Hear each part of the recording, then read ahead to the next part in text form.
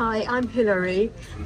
My birth name, I was named Hirsch, Hirsch. My father was a Hungarian Jew and my mother was not Jewish. All my father's family were annihilated in the Holocaust apart from my father, and I've always had a very strong sense of being Jewish without knowing. I should just add that for the last several years I've been a member, for various reasons, of the Oxford Jewish Congregation, which is very broad and allows worship under the same roof of all the branches, and they let me in because they're so broad as a friend member. A friend member. A friend member. Okay, yeah. welcome. Thank you. Over to you. Hi everyone, I'm AJ. I volunteer with Central London Humanists, and then also I have positions with the Humanist International, which is a global humanist charity, and also interfaith groups in London and in the UK. I never belonged to a religion. I'm from India, but I do have a lot of Jewish friends and colleagues, and especially interested in mystical aspects, non-literal aspects, non-ritualistic aspects of all faith and belief systems, especially Kabbalah and Sufism, Vedanta in Hinduism, etc. So that's sort of the background coming in. But Humanistic Judaism, I only started hearing about basically in the past few months after knowing Martin. So yeah, interested to know more. Thank you. Thank you. I'm Ed. I live in Wilston, in northwest London. I'm very much.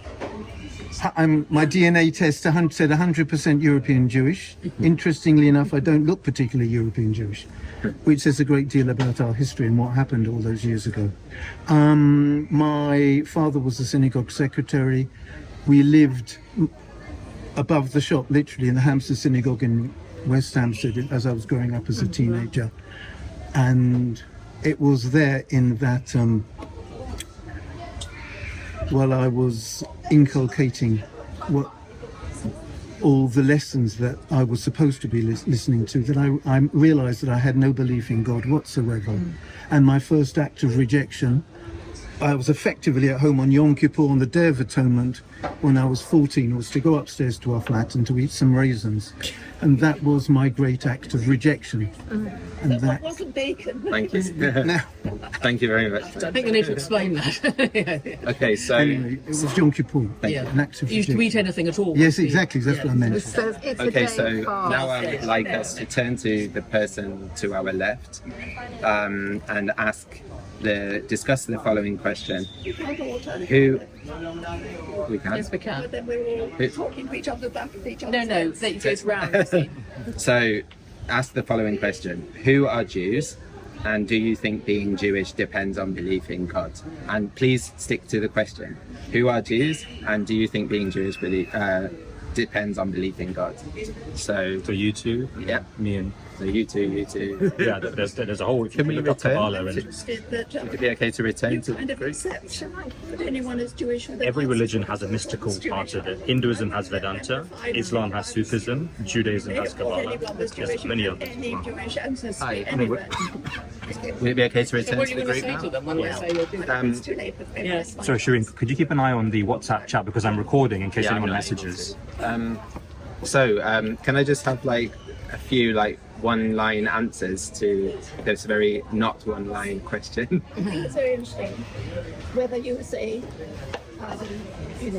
follow the Nazi definition, which was basically anyone who has any Jew in their ancestry anywhere was Jewish, or whether you follow the sort of definition of religion that it has three components: the belief, the belonging, and the behavior. And there are quite a lot of people who like the belief and the behavior of Judaism and want to be part of that, even if they don't have the belief.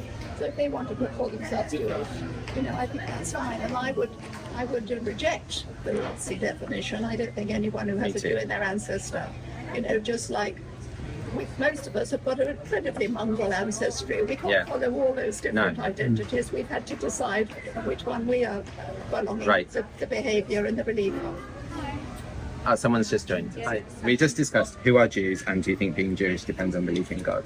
So far we've had identity, racialization. Is that a fair? I think that's fair enough. Something coming to you from society, which I agree, you might not agree with, but it's coming at you anyway. Yeah, and belonging. I think yours was about belonging. Some people like to feel they belong to a group Yeah. and they identify that So particular yeah, so unsurprisingly, within three people's opinions, there are already several opinions, which is very good.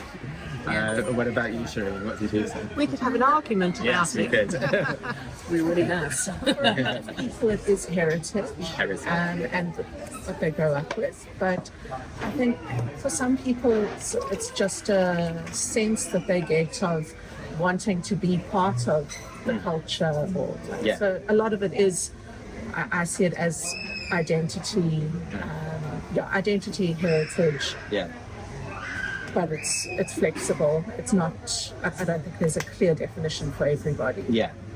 And what about you already said identity? What about you, AJ? I can't remember what we said now. We said that it was, yeah. It's part of it is cultural, part of it is ethnic, part of it is a faith and belief system. Yeah. And yourself? You said, what was it you said? Well, there's the... You were talking to him. I just want everyone else. To three Bs, exactly. There's no answer set in stone. I mean, the question is, am I Jewish? I'm Jewish through heritage. There were those who would have defined my ancestors as being Jewish. I find it very difficult to escape my identity as a cultural Jew, and yet I have no identity as a believing Jew. And this is such an open question. It is, exactly. So I think that's really interesting because we've had several different answers, and as I said, that's very Jewish. And I don't know if many people might be familiar with this joke, where there's two Jewish guys get stranded on their desert island, and they build 3 synagogues. Yes. One is for my community, one is for your community, and we wouldn't be seen dead in the other one. We don't go to. Yeah, that's right. I always remember very hearing good. a lovely rabbi on Desert Island Discs, and Yeah. he said his luxury was the 2 synagogues, the one you go to and the one Exactly, you yeah. don't go to. Yes. Rabbi Blue, So, Yes, yes, South exactly. Moon. So based on those answers, I think that we might have answered my next question, which is, what is Judaism? Is it just a religion? Does anybody want to Are we reflect doing the on God one? I thought it was God. that? Yes. God. Oh yes. Well, do you think being Jewish depends on God? Yes. Sorry. Absolutely. Yes. I skipped it. So But you see, what I did think we your say? next question, the word religion, is where we come to this, the belief, behaviour, Yes. So can I just hear some answers thrown out? Do you think being Jewish depends on belief in God? No. Definitely No. not. Definitely not. No. My as I was explaining, in my sister's family, and she and all her family would identify as Orthodox Jews. Highly intelligent people. Not one of them would have ever asked themselves the question, does God exist? Ever.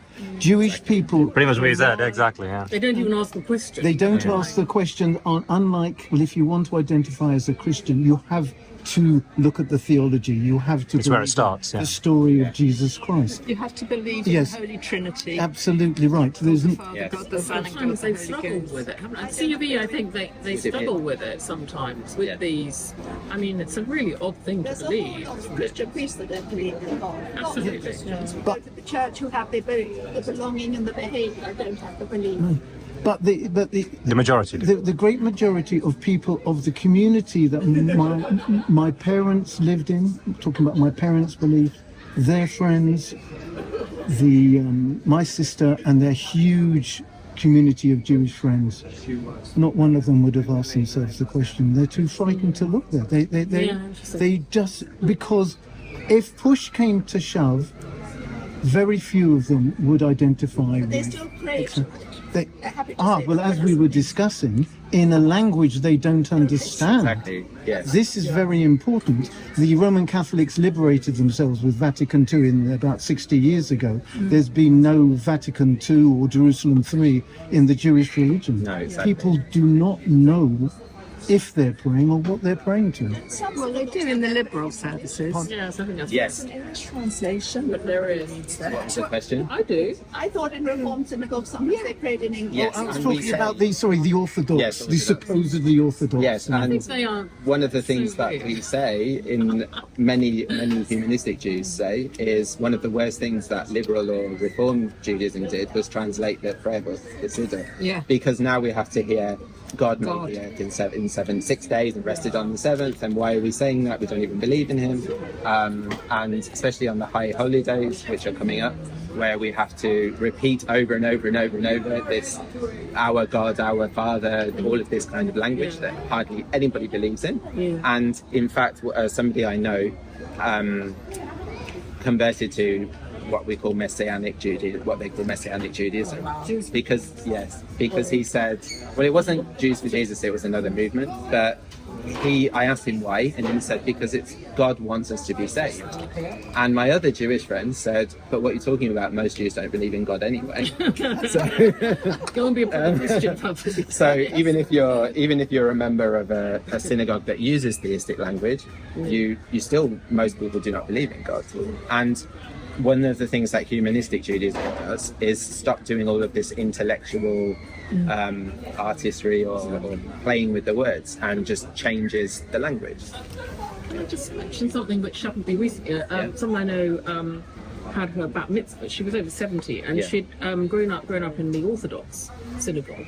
And her brother had been bar mitzvahed, and she said she'd always felt a second-class citizen. So now, being a member of a liberal synagogue, at the age of 70, she did her bat mitzvah, and she chose a passage deliberately to read the which was actually incredibly, we would say now, sexist. And she chose that because she wanted to highlight, but not complain about, but highlight some of the ridiculous things which are in the scriptures. So I think it's not just, God we're talking about, there's all sorts of other things in the scriptures which we're terribly uncomfortable. And I noticed that in the book, which I had to read, there were footnotes to say we've actually changed this a bit in a very CLH way to update it. Yeah. So you'll be much more aware of that than I am. Have you come across that? Yeah, the changes to... Yes, Yeah. to make it more palatable yes, for a modern audience. Yeah, absolutely. Socially So, palatable. yeah, so the Reform movement and the Liberal movement doesn't tend to use the word God in the liturgy. It says the Eternal One. But then the Eternal One is what? It's like a force in the universe or whatever, a force for goodness. But then we run into problems when we are talking about how this force for goodness wants us to not eat pork. But has it also ironed out some sort of sexist element? And Yeah, things like no, that? absolutely, Yeah. yes. Yeah. I mean, the Reform movement and Liberal Judaism, and including Conservative Judaism, men and women are technically completely equal. They can all be rabbis, everything. Except when someone is converting and identifies as a male, they ask whether he's circumcised and whether he wants to be circumcised. So if they were truly equal, why do they ask men that? Well, I mean, know? but I mean, in the scriptures, have they changed the scriptures too that you read? Because that was what I was saying. That's what I was noting. No, because some Because of people... translation, you can change. The translation is a fluid thing, is it? Yes. How you translate from one language to another, that's not set in stone. Well, no, for example, on which day is it that you read Leviticus? Leviticus is read now. Would there be Shavuot? No, later. No, it's something else. It's the bit about you should not lie with a man as you do with a woman. This is an abomination. Oh, okay. Halfway through the year. Yeah, it's, That'd be on No. Pesach? Exactly. on where? Pesach? Something like that. I can't halfway remember through the where year. it was, but Yeah. it's an important section that you read, and some people say you should blot it out, you should not read it, we don't want to hear it, we don't believe it, we're not interested in it. And some people say no, you should make lots of noise like you do on Purim with the crackers and everything, or stamp your feet or take your shoes off, whatever, in protest of the words. And some people say no, we should sit with it because it's uncomfortable and then work with it. Yes. And either way, I cannot imagine any humanistic Jewish congregation making these concessions. If it's homophobic or sexist, we're not interested. But we would study it and we would talk about it, and we would say very honestly, this is BS. And, why is it BS? Get back Yeah. because you talk about the humanistic Jewish congregation. So Yes. is it Is it a kind of like a religion, humanistic Judaism, that they come together? Well, is and they read Judaism the a Bible religion? But I mean, do they come together and have these ceremonies? They read the Bible. Well, that's a perfect segue, because the next section is just an introduction to That's what I Humanistic would like to Judaism. know. Yeah. So I began with this kind of, what do you call it, icebreaker, to kind of Yeah. controversial icebreaker, which is Jewish. So, Before you do that, can yeah. I just say that I had exactly the same experience as you about belief in God Yeah. at the Oxford Jewish Centre when I was thinking of converting and then decided I couldn't because I can't pray to God. And I asked the sort of head of the whole thing. I said to her, what am I going to do about the fact that I'm a complete atheist? She said, there's not a single rabbi who's going to ask you if you believe in God. No, there Absolutely isn't. right. It's totally true. That's Right. following the rules. Yeah. So, the Society for Humanistic Judaism, that I am in the leadership for and I'm a member of, was founded in 1969 by a person called Rabbi Sherwin Wine, based in Detroit, who in 1963 he founded the Birmingham Temple, and he was a Reconstructionist rabbi. So Reconstructionist being another movement of Judaism that is similar to Reform, and talks a lot about the theology of God being a natural force rather than a natural God. That he said, I can hear everything they're saying, but he said he doesn't want to do those, what's it called when intellectual somersaults, doesn't want to do any of that. Yeah. So he just founded a community with help of other people, and that is still going, and it's called I always mix it up, but the Detroit Congregation for Humanistic Judaism, or the Detroit Metropolitan Congregation for Humanistic Judaism, is Rabbi Jeffrey Falick. And it mobilizes people to celebrate Jewish identity and culture in a manner that is consistent with humanistic philosophy of life, and is inclusive of all individuals who embrace the history, culture, and fate of the Jewish culture. So some of the questions that people are asking should be answered in some of these sentences. All people are treated equally with regard to their participation and involvement in humanistic Jewish communities. Doesn't matter whether you are of Jewish heritage, whether you have adopted Judaism, we don't say converted, we say adopted Judaism, or whether you are patrilineal, matrilineal, one or the other, whether it's your granddad, whether it's your best friend, whether it's your husband or wife or your partner, whatever reason it is that you identify with the Jewish people, you are fully equal in humanistic Judaism. And we don't ask people to jump through, we don't do a lot of gatekeeping. So if you attend and you come and you identify, you are Jewish. Nobody is going to say, oh, are you a convert, or what's your background, or you look Jewish and you don't look Jewish, and none of that is acceptable in humanistic Judaism. You just are Jewish. Humanistic Judaism embraces the multicultural nature of Jewish life. So, as a few people have mentioned, actually, there's this idea of matrilineality being essential to Jewish identity. It's not, because there are other movements that are over 2,000 years old as well within Judaism that are not rabbinic, that accept patrilineality already. Progressive Judaism already accepts patrilineality anyway. So the idea that you are only Jewish because your mum is Jewish is not a Jewish concept, it's a specific type of Jewish concept. So already that tells us that there's a lot of diversity within Judaism anyway. And as we discussed at the beginning, you and me, the majority of the world's population, Jewish population, 70% is Ashkenazi, so coming from Northern European and Eastern European origins. But the oldest community in the UK is Sephardi, coming from Spanish and Portuguese. So, I'm half Italian, so I am a British Sephardi. Are there big differences in the Massive behavioural differences. culture? Yes, massive differences. Footnote. Yeah. That Sephardic, is that in the West Country, the Sephardic Jewish population? Where is that? In London. Oh, it's in London. The oldest community in the UK is based It's in London. in London. Yeah. The Sephardic. Yes, Sephardic, yeah. Sephardic isn't just Portuguese. No, it's not. No, it's not. But in the UK. But is there a difference between Sephardic and Mizrahi? Yeah, so Mizrahi Jews, Northern African and Middle Eastern.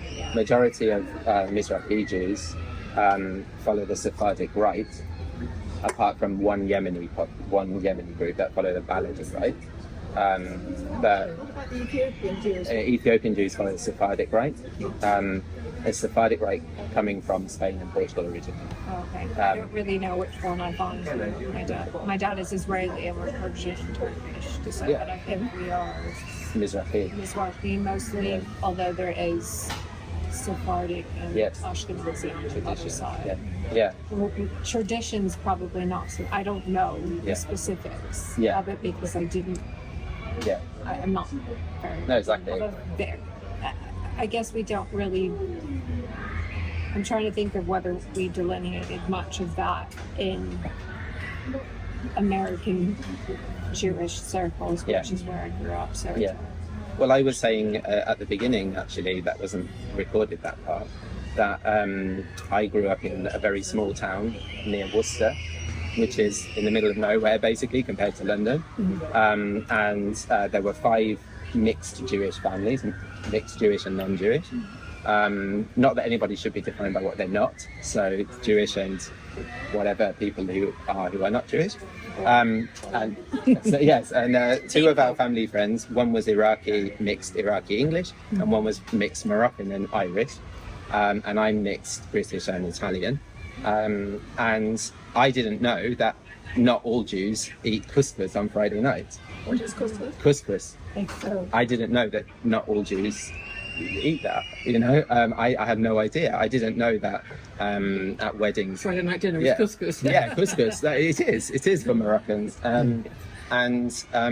interesting. Yeah, I didn't know It's that. very different. Yes, exactly. What So would others eat? bagels, for example, cream cheese and salmon, Brisket, maybe? brisket, had nothing to do with Yeah. Judaism when I was a child. It's more Ashkenazi It is. versus Yeah. Sephardic Mizrahi because I didn't grow up with most Ashkenazi No, foods. either, no, Probably exactly. similar foods. In my mother's case, Yeah. it was cold fried fish. Yes. Cold fried Fried fish. fish, Yes, yeah. the gefilte. Is that? No, not gefilte fish. Fried fish, but cold. Fish nugget. Fish and chips, sort of fish. Is it called Fish and chips, nugget? fish and chips, cold and without the chips. Yes. Is that a Jewish cultural thing or just? No, it was maybe the way my mother cooked. Bad cooking thing. So, Cooking. so already we're showing that Judaism is not just a religion, right? Because we're talking about these Absolutely. markers of Judaism. Absolutely. Yeah. Um, Yeah. So Yiddish, is that Yiddish. only Ashkenazi? Yes. Obviously, it is a unifying factor. So in a way, Absolutely. so we're also back to cultural things which are not religion, No. language. Okay, so that's a really strong uniting, identifying Absolutely. element, isn't it, for all Yeah. Ashkenazi Jews?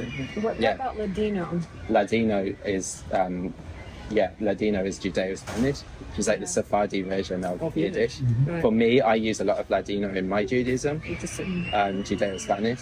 My maternal grandmother spoke Yiddish. Ah. My paternal grandmother spoke Ladino. Oh, nice. But they actually both. Is there an overlap Yeah. of those two? No, I think No, they're so very one is different. very like German, the other is like Yeah, Spanish. one is a bit of Hebrew in them, don't they? Yeah, Yiddish Yes. is a bit of a Script is hybrid Hebrew, but- between Hebrew and German, I think. And then So they're not Basically. really intelligible. No, not at all. I mean, No. Yiddish is a Germanic language with some Yeah. Hebrew words thrown in. And Ladino is a But- Romantic. And it uses the Hebrew script. Yes, not- Hebrew, that's right. The language is more Germanic. Yeah. So the symbol of humanistic Judaism is on the back here. Is the human aura, which is a I symbol. love that. Yeah. Human aura. Beautiful. So as you can see, it's the humanist. Can you see? And I think it's quite clear what it is, right? Yes. Yeah. So that leads me on to what humanistic Judaism affirms. Should we go around and just read one line at a time? Of course. That's okay. Humanist Jews affirm, human beings possess the power and responsibility to shape their own lives independent of supernatural authority. A Jew is a person who identifies with the history, culture, and future of the Jewish people. The third one. Judaism. Judaism is the historic culture of the Jewish people. Jewish history is a human saga, a testament to the significance of the human power and responsibility. I'm not quite sure why we're reading this because I don't necessarily agree with them. Or, It's just about reading it at the moment. If you don't want to, you can pass it on. Jewish identity is best preserved in a free, pluralistic environment. I'd rather read the next one. Ethics and morality should serve human needs. The freedom and dignity of the Jewish people must go hand in hand with the freedom and dignity of every human being. Humanistic Jews believe. I'm sorry you didn't get to. That's the end. Oh, is that- That's not the end. No, it's not. There's quite a lot. Sorry. Each Jew has the right to create a meaningful Jewish lifestyle free from supernatural authority and imposed tradition. Humanistic philosophy affirms that knowledge and power come from people and from the natural world in which they live. Jewish continuity needs reconciliation between science, personal autonomy, and Jewish loyalty. Where did we get to? So, the goal of life is personal dignity and self-esteem. Life is worthwhile when all persons see themselves as worthwhile. Dignity and self-esteem are distinct from happiness. Happiness is less the goal of life than the consequence of having attained it. Self-esteem is dependent upon autonomy. Each autonomous person feels responsible for the basic direction of their own life, and that no one else has the right to usurp that responsibility. Autonomy does not mean that each person is individually self-sufficient. Healthy dependence is horizontal rather than vertical. And the last one. The secular roots of Jewish life are as important as the religious ones. Judaism is an ethnic culture. It did not fall from heaven. It was not invented by a divine spokesperson. It was created by the Jewish people. It was molded by Jewish experience. Holidays are responses to human events. Ceremonies are celebrations of human development. Music and literature are inspired by human experience. Thank you very much. So as that ended on holidays, I thought that we could look at one of the most central features of Jewish cultures all over, which is Shabbat. So as far as I'm aware, I'm pretty sure that this is the case. Every single Jewish denomination and group celebrates Shabbat. So does everyone know what Shabbat is? Sabbath. Yeah. So the Sabbath is on Saturdays. It's an ancient Jewish traditional day of rest on which most weekly activities are ceased, originating as an observance of the seventh day in the septennial calendar of ancient Hebrews. It took on religious meanings, so it did not originate as religious. It took on religious meanings and was recorded in the Hebrew Bible. It was further expanded upon by the writers of the Mishnah, and in the days of the Second Temple, additional restrictions appeared, which persist to this day among Orthodox Jews and other Jews. During the oppression of Jews in the Middle Ages, it became a central element of Jewish identity, and many of its characteristics, such as elaborate meals, special table coverings, dishes, clothing, and study, were developed during those times. The ceremony on Friday night, called Kabbalat Shabbat, or receiving the Sabbath, evolved in the late Middle Ages and early modern age, so it's not even that old, including its songs, meditations, and festive meals. This element of Shabbat has continued to this day in every Jewish movement. And Shireen, would you mind reading the example in the booklet? While she's signing, could you just tell me, when was the Second Temple? Second Temple? You mentioned something about introducing the Second Temple. The Second Temple was destroyed in 70 CE. 70 BC. CE. 80. I see, just What you said right at the beginning about where it had come from before the Bible was written down. Yeah, the ancient Hebrews, yeah. The ancient Hebrews. Yeah. And how do we know that? Historical records. Yeah. Written records? Or Yeah, just there are records from Nineveh, Babylonia. Really? Before that even, yeah. with that account of the... Yeah. Sorry, just Yeah, the example of Friday night celebrations. Maybe reads a paragraph. Do you have it as well? Would you mind reading it as well? This, which Example of Friday night celebration on page 7. sure. Do you want to start while she finds it? I can. Jewish individuals invite friends or family to their home for a meal after or at sunset. The table is decorated specially. There are 2 candles on the table, a special bread made only for Shabbat called challah, and a chalice of sweet wine that is also only used for Shabbat. Is that Stop wherever you want. okay? Well, no, I was going to say if everyone's had Meneshavets as their Yeah, Manischewitz, yeah. What's Benchava? Meneshavets wine. What's that? This kind of wine. It's the very sweet. It's like saccharine. It's almost like very Very sweet wine, like it's a bit like communion wine. Okay. Like Yeah. imagine a dessert wine, not super extra. Yeah. Yeah. Red wine with a lot of sugar in it. Do you want to continue, Shireen? Okay. Have you found it? Um, A special a song. special song is sung, which talks about welcoming the Sabbath as if it were a bride. Another song is sung welcoming messages of peace. 2 candles are lit and a blessing is said over them. A moment is taken in silence to be present at the onset of Shabbat. The chalice is raised as a blessing about the 7th day is sung in a beautiful melody, and everyone is given a glass to drink.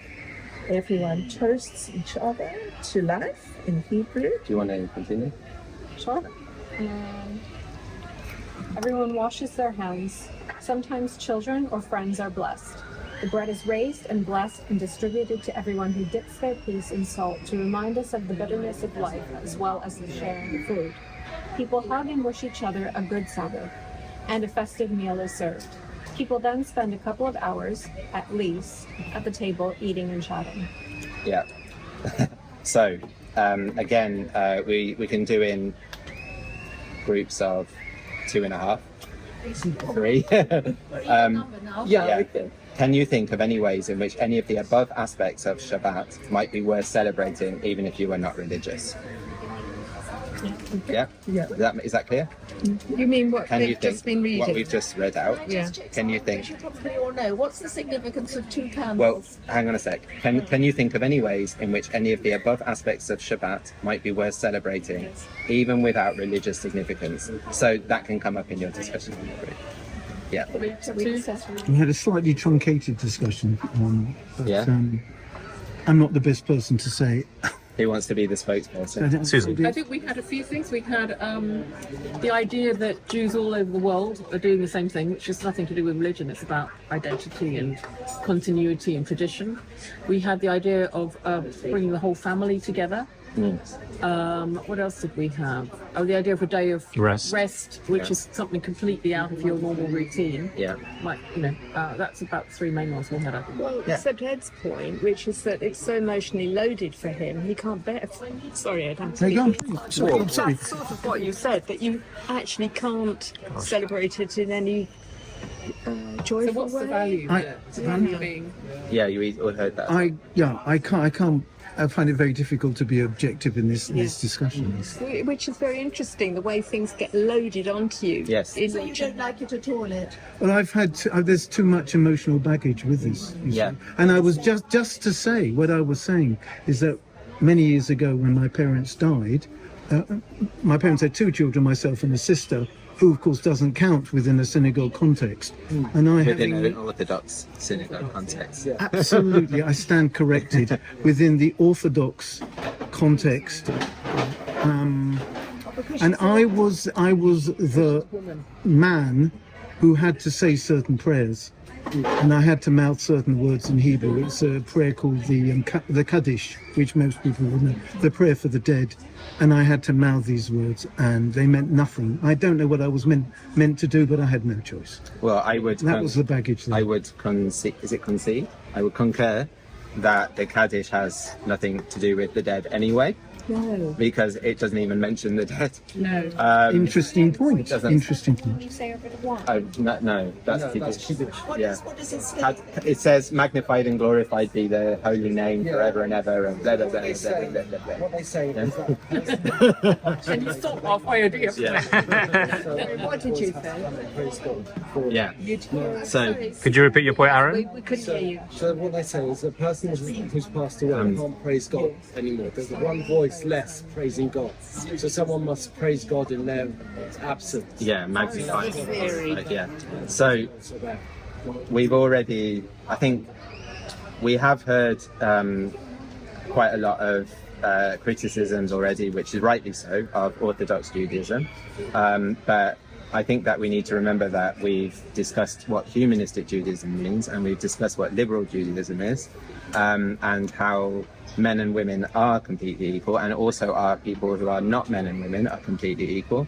And how in humanistic Judaism you don't have to do anything. I think that was like a main point, that in humanistic Judaism, anybody can do anything they want that doesn't harm people. So I think that's really important. So on that basis, in this group, what were some of the positive aspects of Shabbat that we discussed? There's a bit of overlap with some of the positives that they said. Eating together. Community, quality time, really good food. Yeah. Simple, but ready to have it on a day when the people with jobs could help with the cooking, so it wasn't all left to the person who, like on a Friday night when That's a good point, yeah. the woman has been at home. Yeah. cooking all day. Well, again, we're talking from a Humanist. humanist perspective. So you can So I would have it on a Sunday. I would not have it on a Sunday because Sunday is Christian Day. Right? Absolutely. Yeah. But what, sorry, yeah. question. From a humanistic Jewish perspective, would it matter which day you do it? This is a good point, actually, because it doesn't matter from a religious perspective, but it matters from a cultural perspective. Tradition. You know, people don't want to do things on a Sunday. So some congregations in the United States have attempted to have services on Sunday, as did liberal Judaism originally.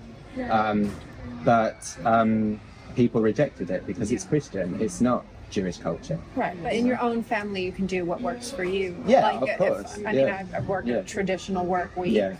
and if my husband and I wanted to cook, he's not Jewish, but if we wanted to cook together, Saturday would be more convenient for Yes, us. yeah. It's similar to what we do with. I like to celebrate Thanksgiving. Yeah. It's an American holiday. We obviously don't get the day off Yes. here, so I usually do it on a Saturday. Yeah, no, absolutely. Yeah. No, very good point. Yeah. So I think that's a good point to just look at what the Orthodox text says. So it's on page 10. This is have you got the... Page 10 With the transliteration. Yeah, it says candles, traditional brackets, we have theistic. You should have it. So Is it on the meetup site? If you don't worry about it. Okay. Who reads Hebrew? Badly, but slowly. but there's also a transliteration. So it There doesn't matter, is. does it? No, it doesn't matter. Some people can't read transliteration either. Okay. Would you mind? It's the theistic text. Could you share with someone? So please bear with us while we listen to the original text. I can read the transliteration. Yeah. The original text, sorry. Could you say it again louder?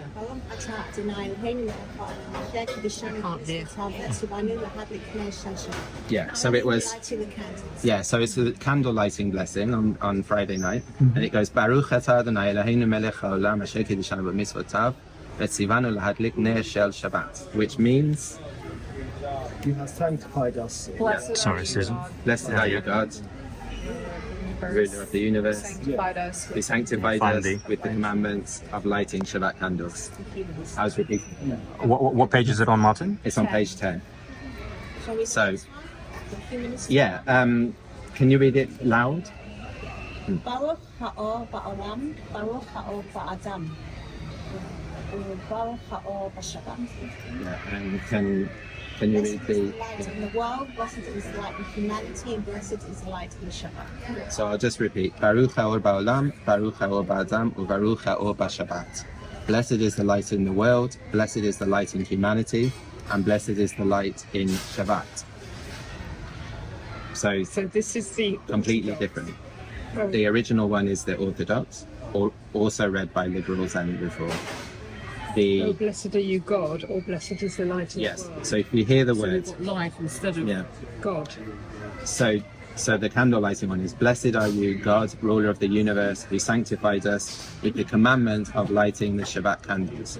And the humanistic version is, blessed is the light in the world, blessed is the light in humanity, and blessed is the light in Shabbat. So in the humanistic, what does blessed mean? I was just about to ask. Wait So a sec. We'll carry on. Okay.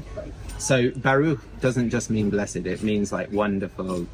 It means lots of things, not just, it doesn't just mean anything to do with God. Okay. Like, I didn't know that. for example, when someone sneezes, they'll bless you.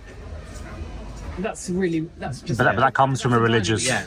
But, entirely means. yeah, it's colloquial, and I mean, it doesn't And in take German, on you a- say Gesundheit, which Yeah. is health. So it's. But when we say bless you, we don't mean anything to do Yeah, with I prefer Gesundheit to bless you. Yes, Yeah. absolutely. Yeah. Good health. But Baruch does not mean Blessed. that it comes Only from mean God. blessed. No, it Oh, really? It can mean What does it wonderful.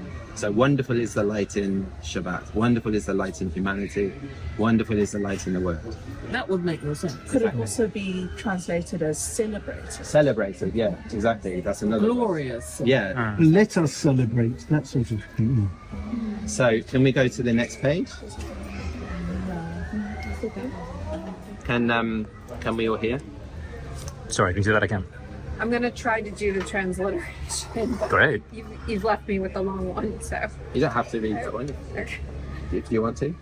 Okay. Do you know the tune? Yeah. Can you do the tune? Okay, a bit loud. כול השמיים בארץ ובעוצמם, ויחללו ביום השביעי מלאכתו אשר עשה, ויצפו ביום השביעי מכל מלאכתו אשר עשה. ויברך אלוהים את יום השביעי וקידש אותו, כי בו שבת מכל מלאכתו אשר באלוהים לעשה. ברוך אתה אדוני אלוהים מלך העולם ברא פרי וגפן. Thank you. And that Wow, makes well the done. sixth day. Thank you. The sixth day, so the heavens and the earth were finished with all their complements. On the seventh day, God completed his work, which he had undertaken, and he rested on the seventh day from all his work, which he had been doing.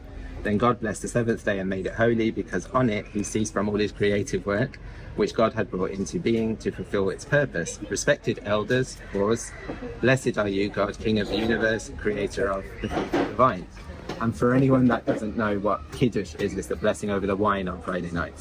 Is that clear? Blessing what? The people there or No, blessing the wine, Blessing wine. which is how you make a day holy in Judaism, in traditional Judaism.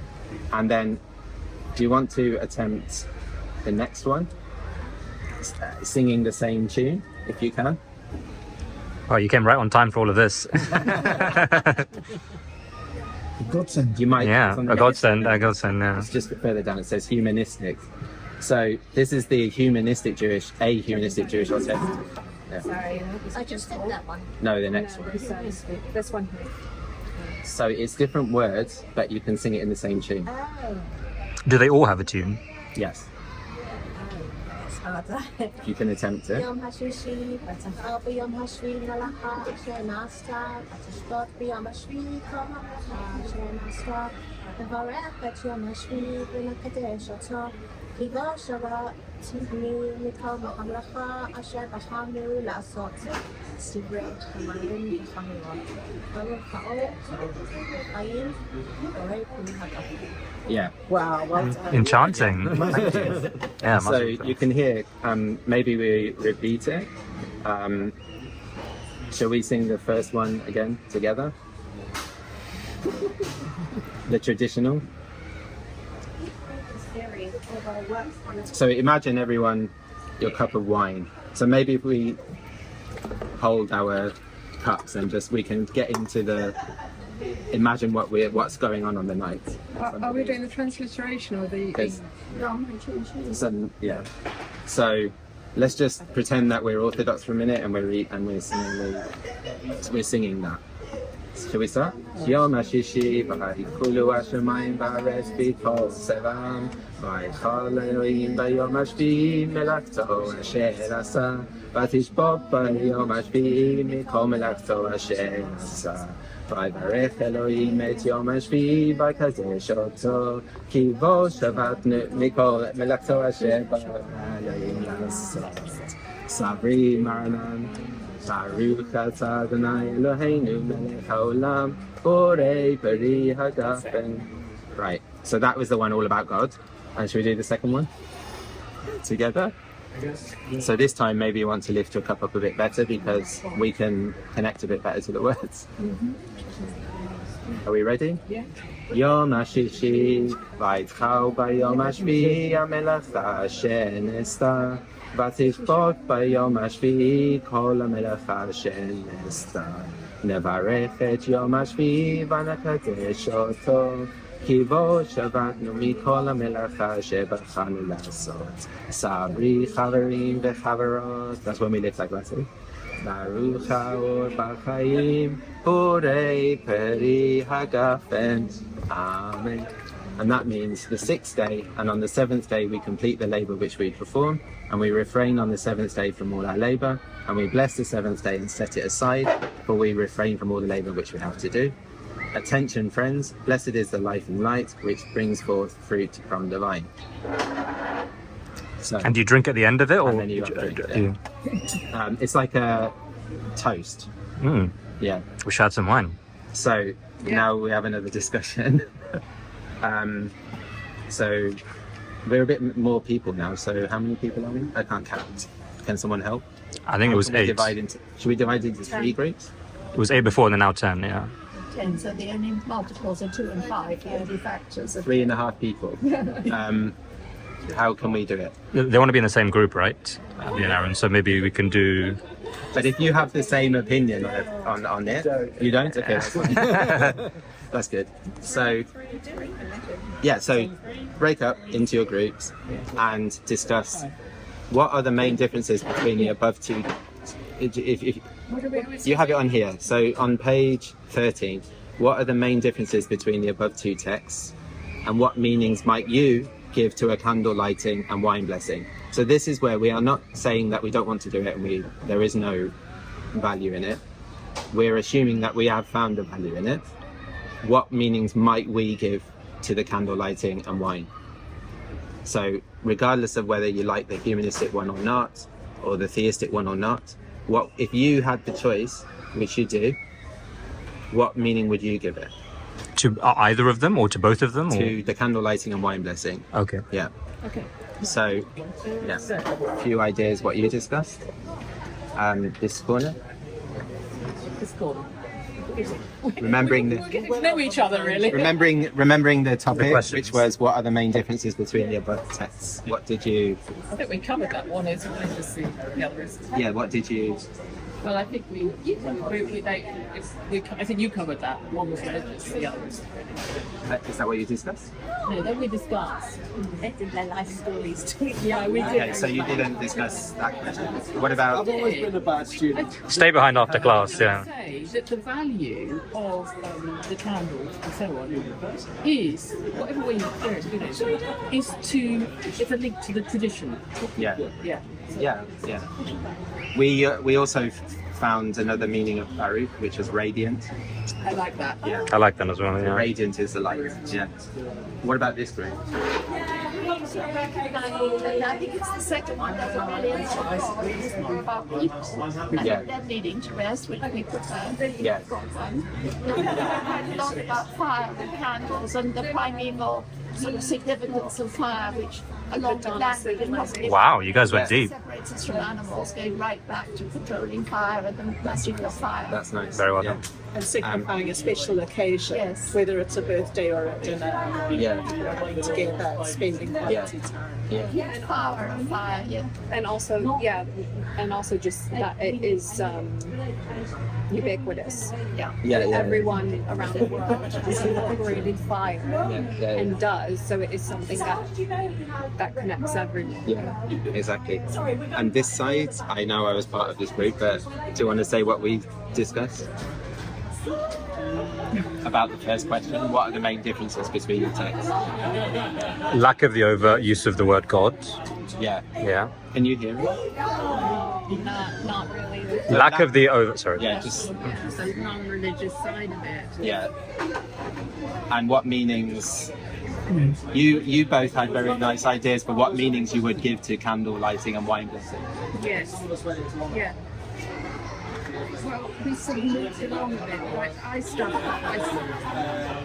I started off by saying, oh, you can't ask people what if I was doing it at home with family, the meaning would be how wonderful it is that we're all gathered together in love and support. We didn't really get the wine blessing, did we? No, I don't think we did either. But, I think we did. yeah. But you also had a nice idea. Well, I was asking questions about the meaning of light in this context. I mean, are we talking about some area of spirituality, not as far as the divine, but beyond the material? And what exactly does it mean? And of course, our friend Martin was saying that we don't have to use this exact language. And I was saying, well, maybe we could find something in Shakespeare. And I was just thinking, how about from Henry V? Oh, for a muse of fire. That'd be pretty good. So that's the PhD. I'll have to sign up for that. You know, not using stuff from the King James Bible soon. Then where will we be? That's a wonderful. Well, Einstein wrote a lot of nice things about spirituality. Yes, it was very spiritual. And some people thought he believed in God, but he didn't. He used the word God, but he didn't. He believed in his version of God, Yeah. as did Spinoza. Yeah. And can somebody read the English? Wine symbolises the power of people to be joyful together. We find grapes in nature and we grow them in vineyards, squeeze them into juice and ferment the juice into wine. We find ourselves in families, in communities, in friendships, in partnerships, and part of a community. It is our creativity and our efforts that make our lives that much sweeter. So then you would be holding your wine up, Yes. and then you would say that, and then everyone would say the same. And then have your wine. I like that much better than saying thank you, God, for Exactly. And then instead of it being this thing that you have to do, it would just be this nice tradition that you create amongst yourselves on a Friday night, and whatever you want it to be. We were talking a bit about not thanking a god or a deity, but just appreciating our luck and that we're here together, just thanking our situation. Thanking the people who made the food. Yes. Always important. So in the last 5 minutes, I guess, maybe we could just say something about what has changed in our perception of Judaism, or if we didn't hear of Humanistic Judaism before today, what new insights have we got, or what questions do we have that we might like to discuss next time?